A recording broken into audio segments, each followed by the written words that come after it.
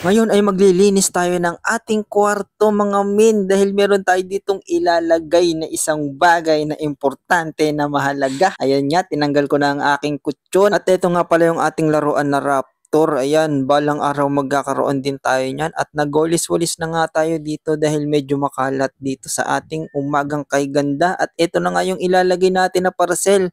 Binuksan-buksan na nga natin yan mga men at magpapatulong na nga tayo dito sa ating asawa na napakaganda na misis ko yan. Napakaganda niyan men. Ayan na. Bubuksan na namin yan mga idol. Ito nga pala yung ating baby playpen dahil nakulit na nga yung ating Junakis mga idol. Ito nga pala is queen size. Ito ay ka-size ng ating kama mga bossing na may size na 63 inches by 79 inches queen size bed dyan mga bossing. At eto nga, pinaghiwa-hiwalay at pinagsama-sama nga namin yung ibang parte dito mga men para mas mabilis natin to ma-assemble. At ayan, ita-timelapse na natin yan men. At eto na nga, nabuo na natin, napakabilis lang ng transition natin dito. Ayan, chinek agad natin, di ba? Napakaganda. At meron nga pala yung zipper dyan sa magkabila ang gilid mga bossing para yan ay daanan ng mga chikiting mga bossing. Kapag may gagawin kang importante na mahalaga, ilalagay mo lang dyan si baby para magawa mo na yung mga dapat mong gawin at hahayaan mo lang siya dyan maglaro sa ating baby playpen. Napaka-useful nito. Napakaganda nga nito. Tulad sa amin na meron na kaming bibong-bibong baby at gusto nang maggapang-gapang at gusto nang maglakad-lakad men. Hindi ka na rin mag-aalala kung si baby ang unang magigising dahil dito na nga sa playpen. Hindi na yan makakagala kung saan-saan.